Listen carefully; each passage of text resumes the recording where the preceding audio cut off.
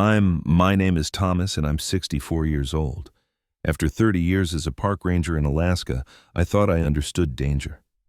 But nothing prepared me for what happened last summer. My son Jackson, who I'd barely spoken to since the divorce 15 years ago, finally agreed to go camping with me. I hoped to mend our relationship in the wilderness I love. Instead, he abandoned me in grizzly territory with 6 chilling words: "Bye, Dad, go meet a grizzly bear." Before I share how this shocking betrayal unfolded, where are you watching from today? Drop your location in the comments, hit that like button, and subscribe to hear how I survived both the wilderness and my son's deadly plan. My story begins 3 generations back, when my grandfather arrived in Alaska during the gold rush of 1898. He never struck it rich with gold, but he found something more valuable: a profound connection to this rugged, beautiful land. That love of Alaska's wilderness was passed down to my father, and then to me. By the time I was 10, I could identify every local tree plant and animal track. This deep knowledge eventually led me to my career as a park ranger. I specialized in wildlife management, particularly bears. Over 30 years, I tracked, studied, and occasionally had to relocate dozens of bears, mostly black bears, but also the more dangerous grizzlies. I became known as the Bear Whisperer among my colleagues, though I always hated that nickname. Bears aren't creatures you whisper to. They're powerful predators demanding respect and distance. I met my wife Sarah when she came to work as a seasonal guide at the Park Visitor Center. She was from Michigan, completely enchanted by Alaska's wildness. We married within a year, and 2 years later Jackson was born. Those early days were the happiest of my life. Our little cabin near Denali National Park was filled with laughter. I would take toddler Jackson on short hikes, pointing out animal tracks and teaching him the names of plants. Sarah would photograph us, saying she was documenting the education of a future ranger. But as Jackson grew older, the demands of my job began creating cracks in our family foundation. Bear encounters, lost hikers, and wildlife emergencies don't follow a 9-to-5 schedule. I'd miss birthdays, school events, and anniversaries because a hiker had spotted a grizzly near a popular trail, or a black bear had wandered into someone's campsite. Each time I'd promised to make it up to them later. Sarah tried to understand. She knew my work was important, potentially life-saving, but year after year of raising Jackson essentially alone wore her down. "He needs his father," she'd say, "not just stories about his father's adventures." I'd nod, promise to do better, then rush off to the next emergency call. By the time Jackson was a teenager, he'd grown distant. The boy who once begged to go tracking with me now barely looked up from his phone when I entered a room. He stopped asking about my work. When I offered to teach him wilderness skills, he'd make excuses about homework or meeting friends. Sarah and I tried counseling, but the damage was done. When Jackson was 23 and in college, Sarah finally asked for a divorce. I didn't fight it. Part of me knew she deserved better than a husband who was always elsewhere, even when physically present. What I didn't expect was Jackson's reaction. He didn't just side with his mother. He seemed to hold me personally responsible for every disappointment in his life. When Sarah decided to move back to Michigan, Jackson transferred to a college in Seattle to be closer to her. At his graduation, he introduced me to his friends as my biological father, with such coldness that I felt physically ill. For 15 years, our contact was limited to brief phone calls on holidays and the occasional stiff email. I sent birthday cards and gifts that were acknowledged with formal thank you notes that might as well have been addressed to a distant acquaintance. I tried visiting a few times, but Jackson always had reasons why that week wasn't good. When I retired at 62, I hoped we might reconnect. I had time now, all the time in the world. I called more frequently, suggesting fishing trips or even just a weekend visit. Jackson always had excuses: too busy at work, girlfriend's parents visiting, planning a move to a new apartment.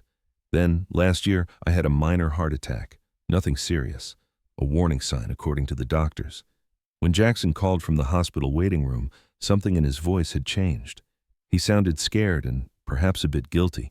For the first time in years, he asked about my life, my health, my plans. During my recovery, I suggested again that he visit Alaska, perhaps for a camping trip like we'd done when he was young. To my surprise, he agreed to come for a week that summer. I was ecstatic, spending months planning the perfect trip that would showcase Alaska's beauty while giving us time to reconnect. I never suspected that his newfound interest in my life might have a darker motivation.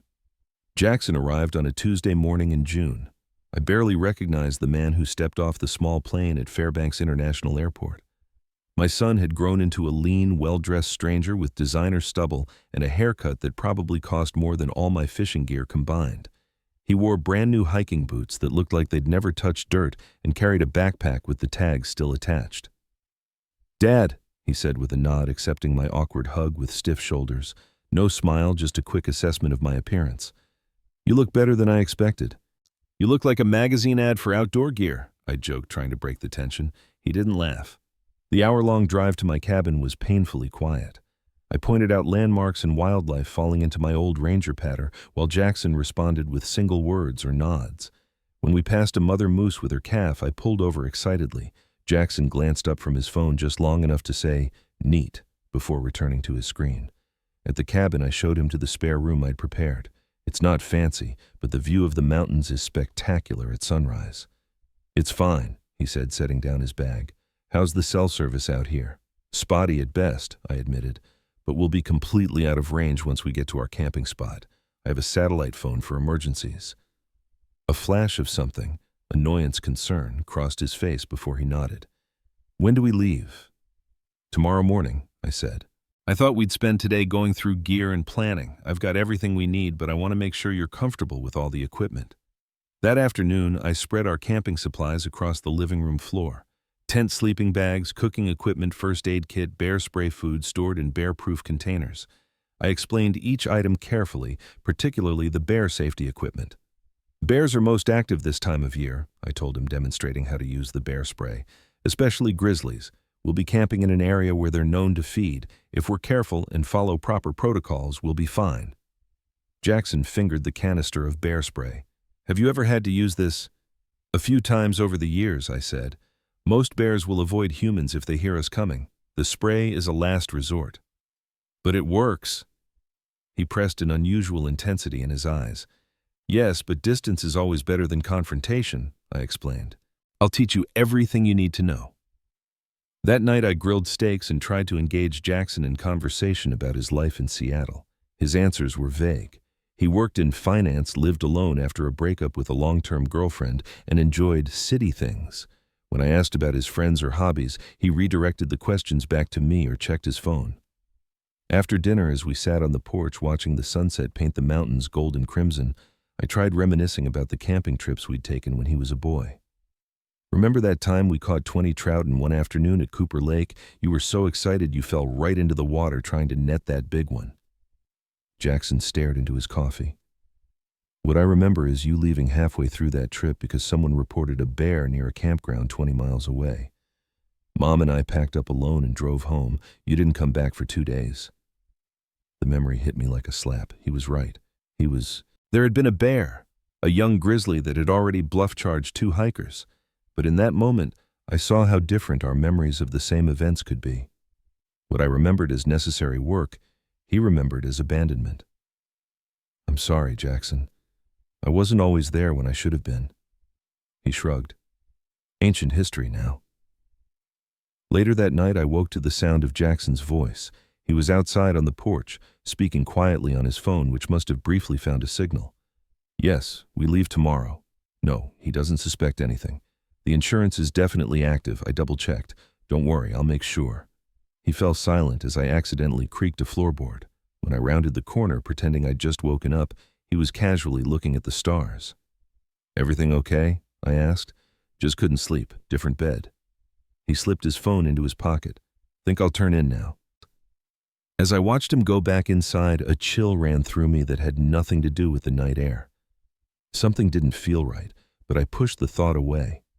After 15 years of estrangement, of course, things would be awkward.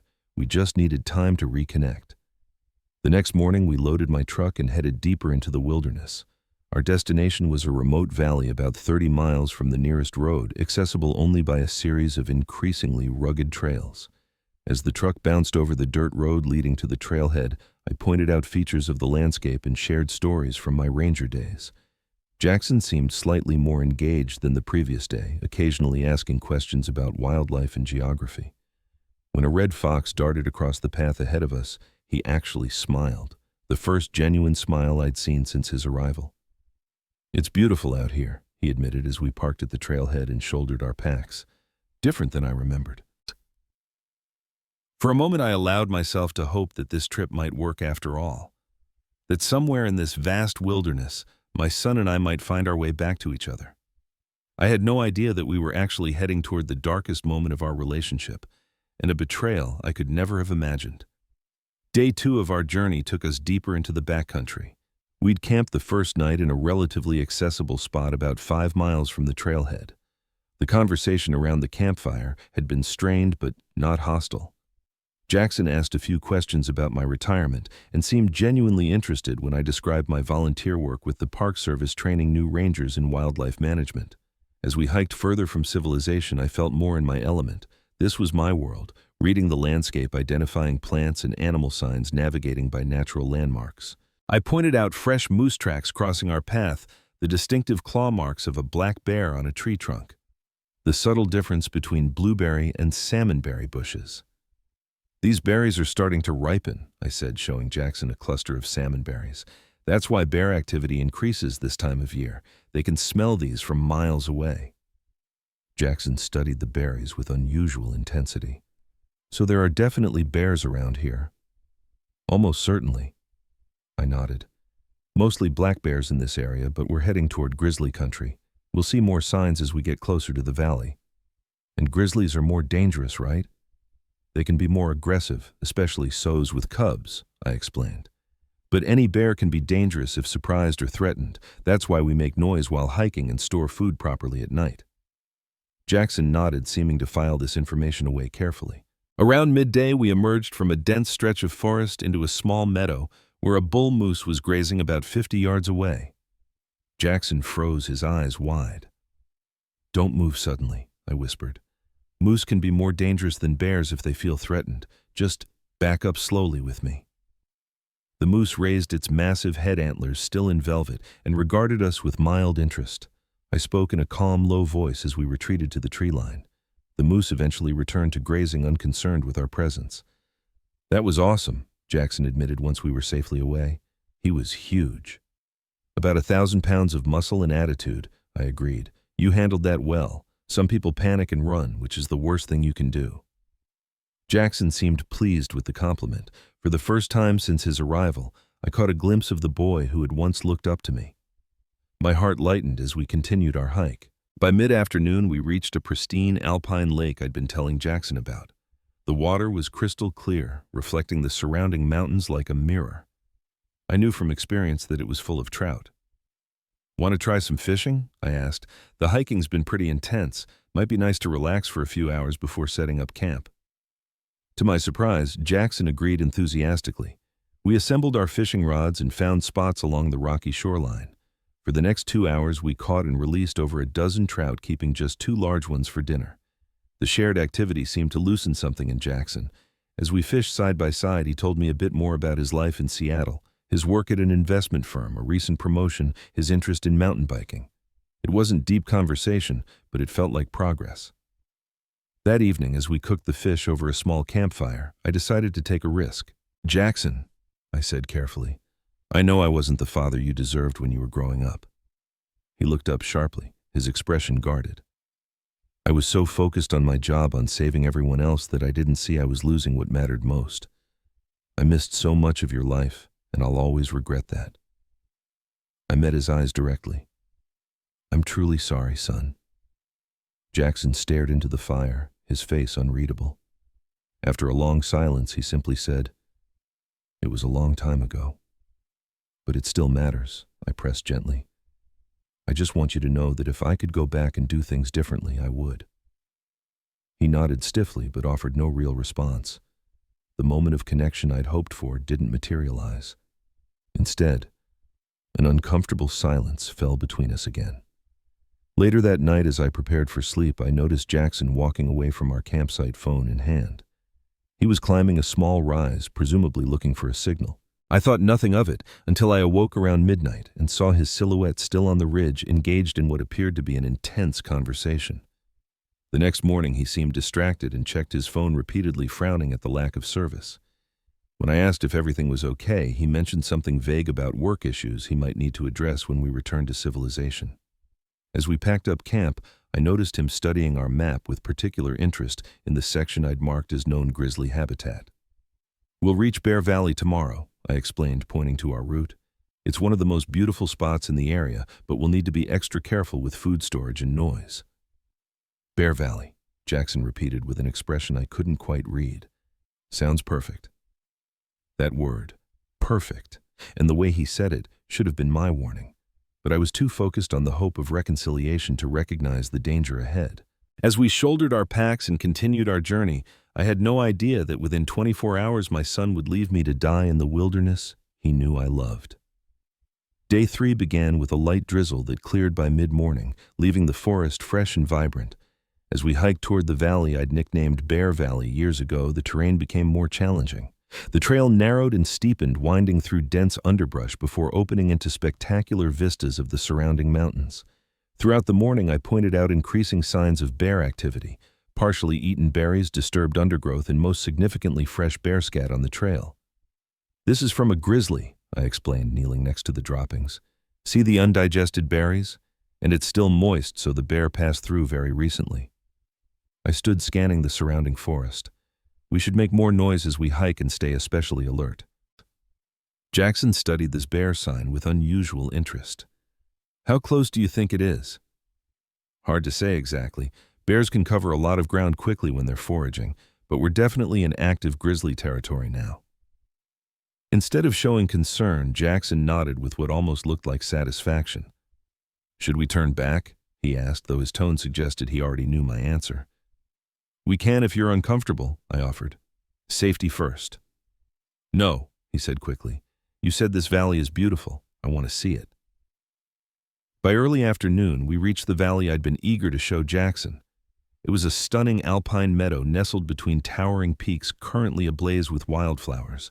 A clear stream meandered through its center and patches of late-season berries grew in abundance. "This is it," I said proudly. "One of my favorite places in all of Alaska." Jackson surveyed the meadow, his eyes lingering on the berry patches. "Great place for bears to feed," he observed. "Exactly," I agreed. "That's why we need to be especially careful here. We'll set up camp away from the berry patches and the stream. Bears often follow watercourses when they're traveling." I selected a campsite on slightly elevated ground with good visibility in all directions about 100 yards from both the stream and the nearest large berry patch. As we unpacked, I explained the extra precautions we'd take with our food and trash. "We'll hang everything with any scent at least 15 feet off the ground and 100 feet from our tent." I demonstrated the proper technique for creating a bear hang, and we'll cook even further away from where we sleep. Jackson watched attentively as I explained each safety measure. When I finished, he volunteered unexpectedly. "I could get water for dinner if you show me where." Surprised and pleased by his initiative, I pointed toward the stream. "That bend about 70 yards that way has a deep pool with clear water. Just take the filter pump and both water bottles." As Jackson headed toward the stream with our water containers, I began organizing the campsite, feeling cautiously optimistic about our progress. Perhaps the magnificent setting was finally breaking through the walls between us. 20 minutes later, Jackson returned with the filled water bottles. As I took them from him, I noticed something odd in his expression, a strange mixture of determination and what might have been regret. "Thanks," I said. "Want to help me set up the tent?" "Actually," Jackson said, checking his watch, "I just realized I left my medication in the pack we stashed at our last rest stop, the blue one with the extra rain gear." I frowned, trying to remember. "I don't recall a blue pack. Are you sure you didn't put it in your main backpack?" "I'm sure," he insisted. "I need that medication tonight. It's about 2 miles back at that rocky outcropping where we stopped for lunch." "We should both go," I said immediately. "It's getting late and this is prime time for bear activity." "No need for both of us to make the trip," Jackson argued. "You've already started setting up camp. I know exactly where I left it. I'll be back before dark." Something in his tone made me uneasy, but I couldn't put my finger on what. "What medication is it? Is it something you can miss for one night if necessary?" "It's for my blood pressure," he said smoothly. "Doctor says I should never skip it." I hesitated. Jackson was an adult, and the trail back to our lunch spot was relatively straightforward. He'd been paying attention to my wilderness lessons and carried bear spray. Still, something felt off. Take the satellite phone, I said, reaching for the small device in my pack's side pocket. Good idea. Jackson agreed too readily, accepting the phone and slipping it into his jacket. I also noticed him taking the compass and the detailed topographic map I'd marked with our route. When I raised an eyebrow, he shrugged. Just being cautious. Don't want to get lost. As he shouldered a small day pack, I reminded him of the bear safety protocols and made him promise to make noise along the trail. He nodded impatiently, already turning to go. At the edge of our campsite, he paused and looked back at me with an expression I still replay in my nightmares, a cold, calculating look that transformed his face into that of a stranger. Bye, Dad, he said with a slight smile. Go meet a grizzly bear. The words didn't register immediately. I actually started to raise my hand in a wave before their meaning hit me. By then, Jackson was already jogging down the trail, taking with him our only means of emergency communication navigation and the bear spray I'd foolishly left in the day pack he'd grabbed. Jackson, I called after him, confusion and alarm rising in my voice. Jackson, wait. But he didn't turn around. Within moments, he disappeared into the dense forest, leaving me alone in a valley famous for its grizzly population with minimal survival equipment as the afternoon shadows began to lengthen. The full reality of my situation crashed down on me. My own son had just deliberately abandoned me in one of the most dangerous wildlife areas in Alaska with a chilling suggestion that seemed to wish for my death. I stood frozen at the edge of the campsite, staring at the empty trail where Jackson had vanished, trying to make sense of what had just happened. Had I misunderstood? Was this some kind of twisted joke? But deep down I knew. The strange phone calls, his unusual interest in bear locations and behavior, his questions about my insurance, it all suddenly formed a horrifying picture. My son had left me to die. As the reality of Jackson's betrayal sank in, my ranger training kicked in. Panic in the wilderness kills faster than almost any natural threat. I forced myself to take deep breaths and assess my situation methodically. I was alone in grizzly territory with dusk approaching. I had no satellite phone, no compass, and no bear spray. I did still have my knife, a lighter, basic first aid supplies, my sleeping bag, and some food, though not properly secured for bear country. The emotional devastation threatened to overwhelm me. My own son had left me to die, but survival had to come first. I could process the betrayal if I lived through the night. First priority, secure shelter. The tent we'd started to set up would provide minimal protection from wildlife, but it was better than nothing. I quickly finished assembling it, then gathered large branches to create noise barriers around the perimeter. Not that they would stop a determined bear, but they might provide warning. Next, food security. Without the proper equipment to create a bear hang, I needed an alternative. I packed all food items and scented materials into waterproof bags, then waded into the stream to a small rocky island about 30 feet from shore. I placed everything there, weighing the bags down with rocks. It wasn't ideal, but a bear would make noise crossing the water, giving me warning. As darkness fell, I faced the longest night of my life. Every rustle in the underbrush, every distant animal call sent my heart racing. I kept my knife close and had improvised a torch from a branch and strips of fabric soaked in a tiny amount of insect repellent, my only defense if a bear approached. Around midnight I heard it, the distinctive sound of a large animal moving through the brush about 100 yards from my tent. The huffing breath and heavy footfalls were unmistakably those of a bear. I gripped my makeshift torch, ready to light it if necessary, and remained absolutely still. The bear moved closer, likely attracted by our earlier cooking smells. I could hear it snuffling around what had been our kitchen area. For nearly 20 minutes I sat frozen in the tent, listening as the animal explored the campsite. Finally, to my immense relief, the sounds began to move toward the stream and eventually faded into the distance. I didn't sleep. How could I? Beyond the immediate danger, my mind was processing Jackson's betrayal. What had happened to my son to make him capable of this? What kind of hatred or desperation would drive him to leave his father to die? As the first gray light of dawn filtered through the trees, I cautiously emerged from the tent. Fresh bear tracks circled the campsite. A large grizzly had indeed visited during the night. The tracks came within 10 feet of my tent before the bear had moved on to investigate the stream where I'd placed our food. Some of the bags had been torn open, their contents scattered or consumed. Standing in the morning mist, surrounded by evidence of how close I'd come to a deadly encounter, I made a decision. I would survive. Not just for myself, but because I needed answers. I needed to understand what had happened to the little boy who had once looked up at me with love and trust. With renewed determination, I packed what remained of my supplies. Without a compass, I'd have to navigate by natural signs. As a lifelong ranger, I knew that water always flows downhill, eventually leading to larger waterways and potentially civilization. The stream in our valley connected to the Nanana River about 15 miles downstream, which paralleled a highway. I began following the stream, keeping to the banks where possible and making noise to alert any wildlife of my presence. Each step took me farther from the campsite and closer to potential rescue, but also revealed the physical challenge ahead. The terrain was rugged, with the stream occasionally dropping through steep ravines that forced me to climb up and around before rejoining the watercourse. By mid-morning, hunger was becoming a problem.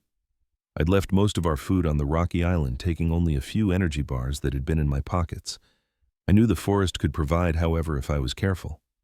I found ripe salmon berries along the stream bank and recognized several edible plants from decades of wilderness training. It wasn't substantial, but it would keep me going.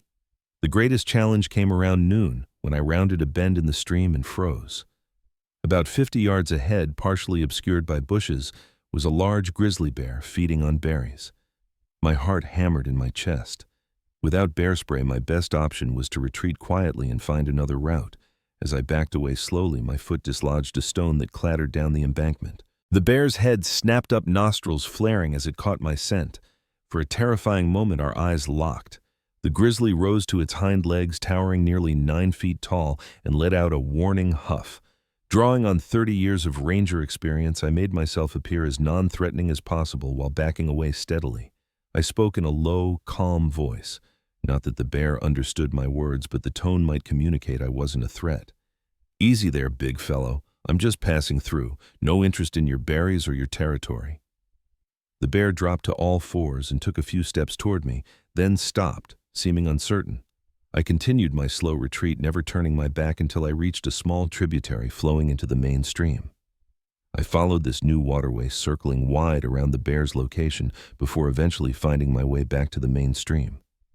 The encounter left me shaken but oddly focused. I had survived because of my knowledge and experience, the very things that had cost me so much time with my family during my career. There was a bitter irony there that wasn't lost on me. By late afternoon, exhaustion was taking its toll. I had been hiking for hours with minimal food, and the previous sleepless night weighed on me. A fall on a slippery embankment resulted in a twisted ankle and several painful scrapes. I needed to find shelter for the night.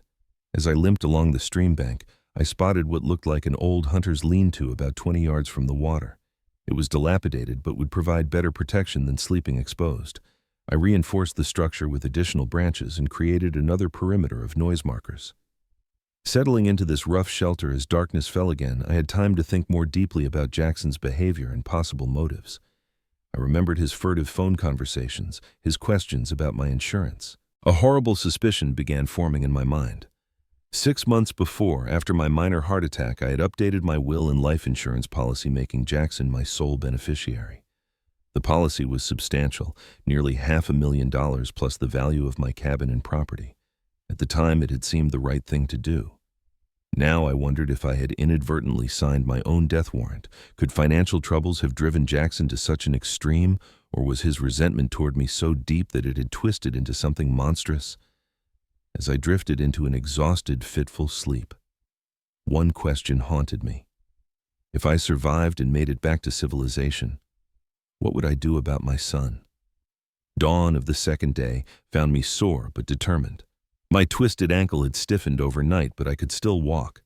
The hunter's lean-to had provided adequate shelter, though distant wolf howls and the occasional rustle in the underbrush had prevented deep sleep. I assessed my situation with the cold clarity that comes from decades of wilderness experience. I was approximately 12 miles from the highway, following the course of a stream that would eventually lead to the Nanana River. With my injury, the journey might take another full day, perhaps more. My food was nearly gone, just half an energy bar remained. I'd have to rely on foraged berries and plants. Water wasn't an issue thanks to the stream, but I was careful to filter it through my bandana to remove the larger impurities. As I prepared to continue my journey, a new thought struck me. Jackson would be expecting me to follow standard survival protocols, heading downstream toward civilization. If his intention truly was to ensure I never returned, he might be monitoring likely exit routes or even reporting me missing while creating a story about our separation. This realization led to an unexpected decision. Instead of continuing directly toward the highway, I would take a more circuitous route. It would be physically harder and longer, but it might allow me to reach civilization undetected, giving me time to understand the full situation before confronting Jackson or authorities. I adjusted my course, moving away from the stream and following a game trail that angled through the forest. According to my mental map of the area, this path would eventually connect with an old logging road about 8 miles east, which in turn led to a small seasonal fishing camp. The camp would likely be occupied this time of year, offering potential help without the immediate involvement of official search parties. The going was slow and painful. My ankle throbbed with each step and hunger gnawed constantly at my stomach. By midday, I'd covered perhaps 3 miles and was beginning to question my decision to leave the stream. Then, unexpectedly, I spotted a familiar landmark, a distinctive rock formation that I recognized from my ranger patrols. This was better than I'd hoped. I now knew exactly where I was, and there was a ranger station just 5 miles northeast. The station was only occasionally staffed during summer months, but it would have emergency supplies, possibly a radio, and might offer shelter while I determined my next steps. With renewed purpose, I altered my course again, pushing through dense underbrush and over increasingly rocky terrain. By late afternoon, I caught sight of the small log cabin that served as a remote ranger station. Approaching cautiously, I noted there was no smoke from the chimney and no vehicle visible, likely unoccupied. The station was indeed empty, but stocked with emergency supplies. I found canned food, freshwater first aid supplies, and even a change of clothes close to my size. There was a radio, but after consideration, I decided not to use it yet. If I reported my situation, it would trigger an immediate search and rescue operation, potentially alerting Jackson before I was ready to confront him. After treating my ankle and eating my first substantial meal in 2 days, I searched the station for transportation options. In a small shed behind the cabin, I discovered an old but functional ATV used by the rangers for trail maintenance. The keys weren't present, but hot wiring such a simple vehicle was within my capabilities after years of emergency field repairs. I spent the night at the station, enjoying the luxury of a real bed and roof overhead. By morning, my ankle had improved enough for limited weight bearing. I gathered supplies, left a note explaining the borrowed vehicle and supplies without identifying myself, and prepared the ATV for departure. My new plan was straightforward, but risky. Instead of heading directly home or to authorities, I would make my way to Bill Hendricks's property. Bill was an old friend from my ranger days who lived off-grid about 30 miles from my own cabin. He had no phone or internet, making his place a perfect temporary hideout where I could recover and think. The ATV journey took most of the day following logging roads and game trails. I avoided main roads and potential sightings. By dusk, I reached Bill's remote cabin. His surprise at finding me disheveled and injured on his doorstep quickly turned to concern as I explained that I needed a place to stay quietly for a day or two without alerting anyone to my presence. Bill asked few questions, a quality I'd always appreciated about him. He offered his spare room, a hot meal, and his truck if I needed it. "Whatever trouble you're in, Thomas," he said gruffly, "you've got a friend here." I spent 2 days at Bill's place, recovering physically while trying to make sense of what had happened. The betrayal cut deeper than any physical wound. Every time I closed my eyes, I saw Jackson's cold smile as he said those chilling words, "Go meet a grizzly bear." On the third morning, feeling stronger and clearer in my purpose, I asked Bill if I could borrow his truck. "I need to get home without being seen," I explained, "and I'd appreciate if you didn't mention to anyone that I was here." Bill handed me his keys without hesitation. "That truck ain't much to look at, but she'll get you there. And Thomas," he added seriously, "if you need backup, whatever this is about, you just say the word." I thanked him and promised to explain everything soon. As I drove the battered pickup toward my cabin, taking back roads and forest service tracks, I formulated my plan. I needed to see if Jackson had returned, what story he might be telling, and most importantly, I needed evidence of his intentions before deciding whether to involve the authorities.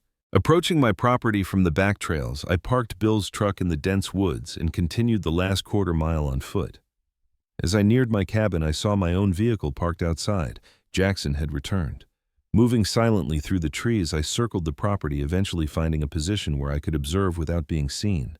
Through the kitchen window, I could see Jackson pacing, phone to his ear. His gestures were agitated, his expression troubled.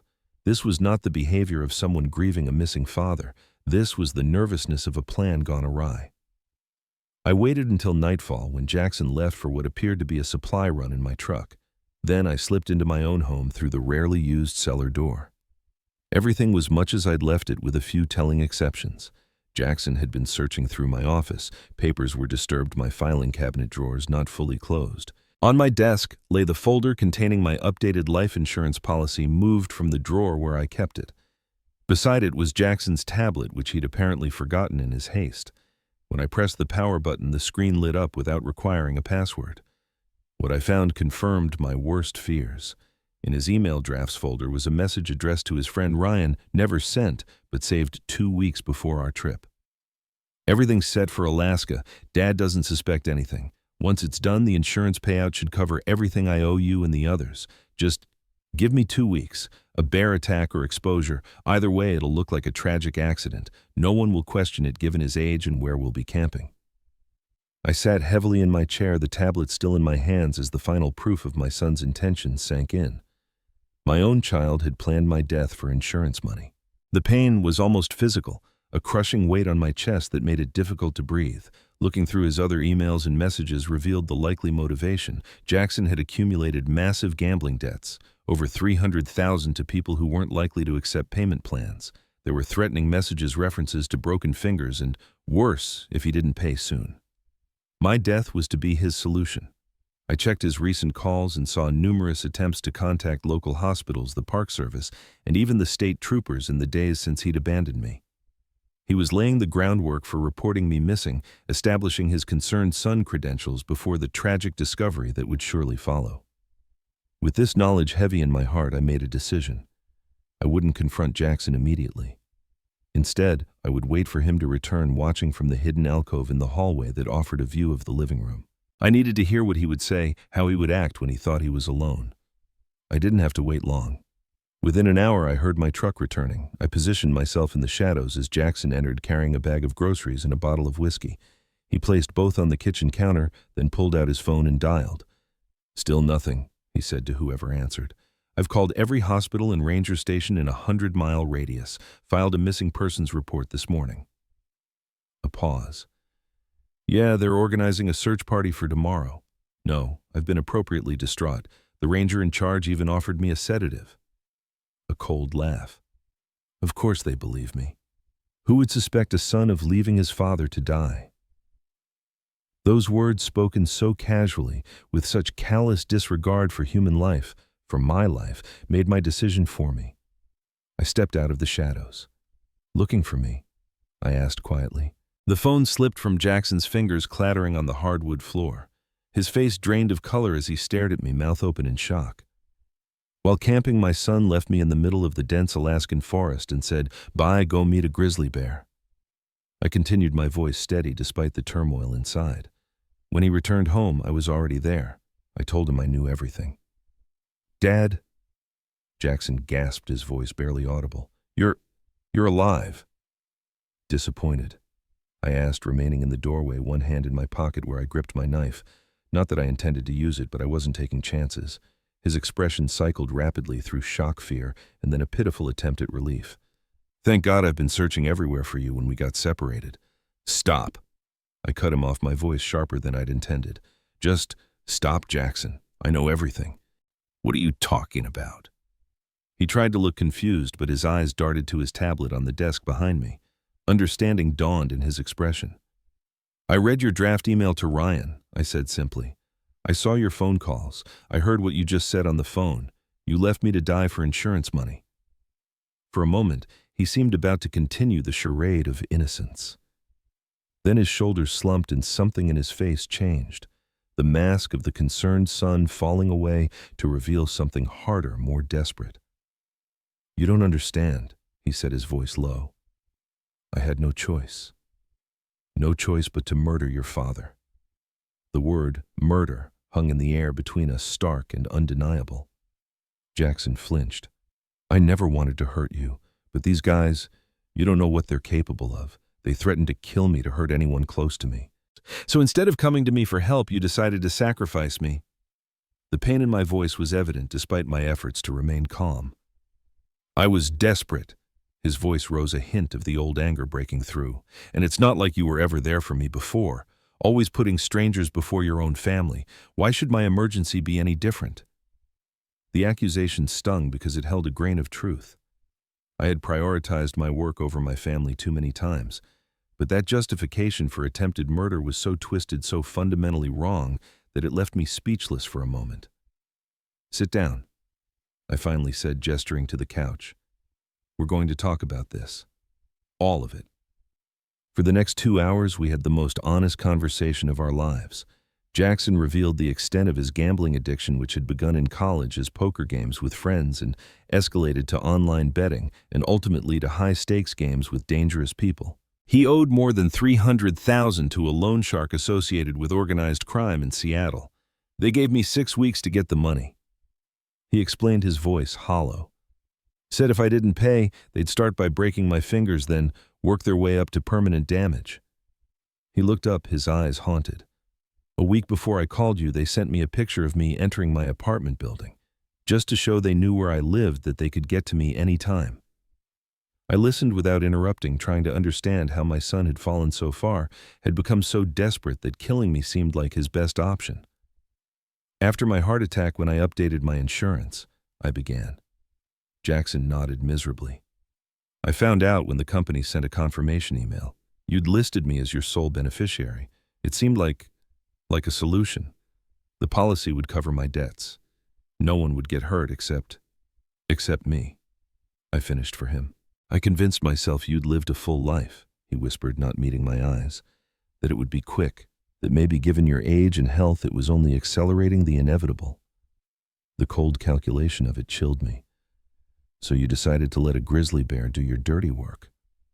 "I didn't think it through beyond getting you to that valley," he admitted. "I just knew you'd mentioned it had the highest concentration of grizzlies in the area. I figured, exposure a bear, a fall, something would happen. Nature would take its course.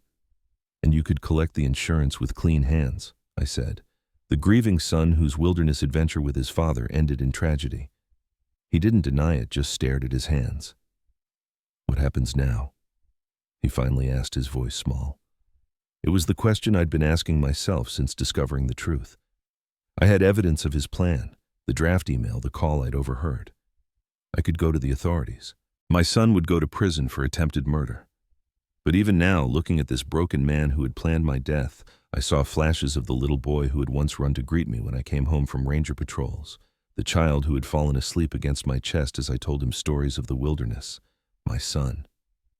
"You have 2 options," I said finally. "The first is, I call the state troopers right now. I show them the evidence. You go to prison for attempted murder." Jackson closed his eyes, his body seeming to fold in on itself. "The second option," I continued, "is harder in some ways. You get help, real help, addiction treatment, therapy, whatever it takes. You make restitution, not to me but to society, volunteer work, community service. You come clean to the police about the gambling debt and the people threatening you. And you work every day to become the kind of man who would never again consider taking a life to solve his problems."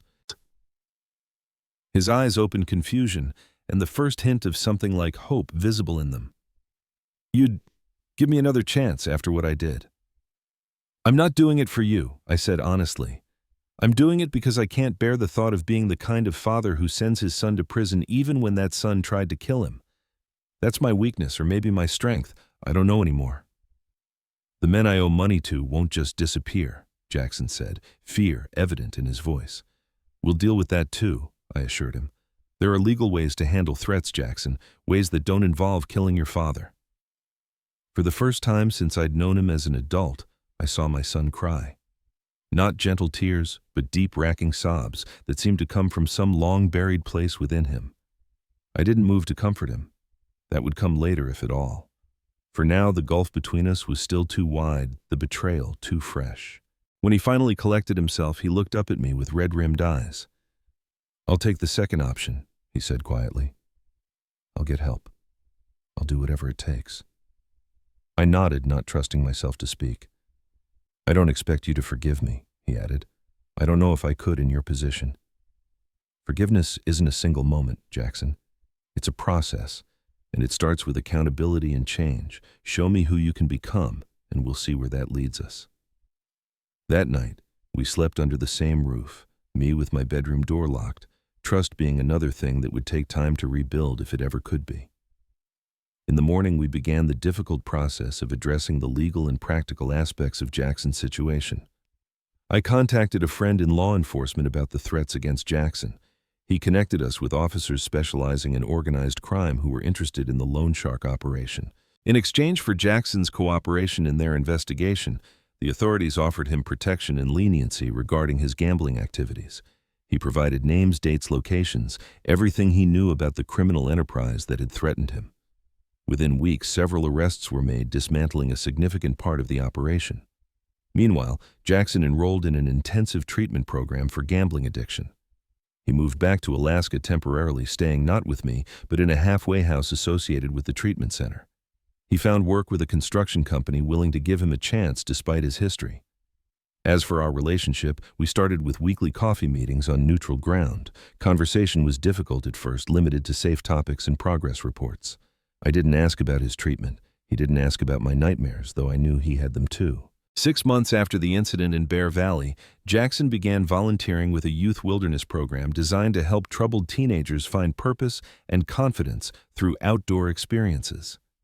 The irony wasn't lost on either of us.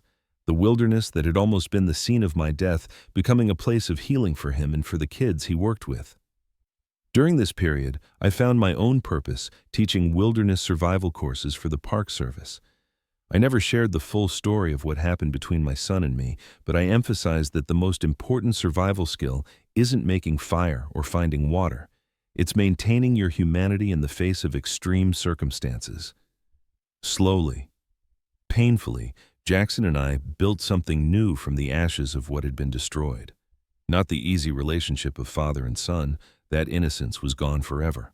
But something perhaps more valuable, a relationship between two flawed men who had seen the worst in each other and chosen to seek the better. A year after that day in Bear Valley, Jackson called to tell me he'd been accepted to a counseling program. He wanted to specialize in addiction and family trauma.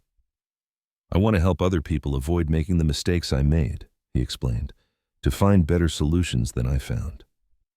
"I think that's good," I said, meaning it. "You understand the darkness in a way most counselors never will." There was a pause. Then he asked, "Do you think we'll ever be okay again, you and me?" I considered the question carefully.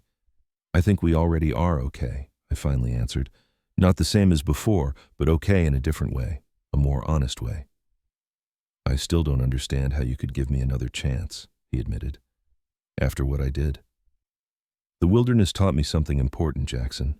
When you're truly lost, when you think there's no way out, that's when you have to be most careful about which path you choose. I couldn't choose vengeance, even though part of me wanted to. That path would have destroyed us both. Our relationship continues to evolve. There are still difficult moments, times when the memory of those words, "Go meet a grizzly bear," echoes between us. But there are also moments of genuine connection, deeper, perhaps because we've both stared into the abyss and chosen to turn away from it. I sometimes wonder what would have happened if I hadn't survived, if Jackson's plan had succeeded.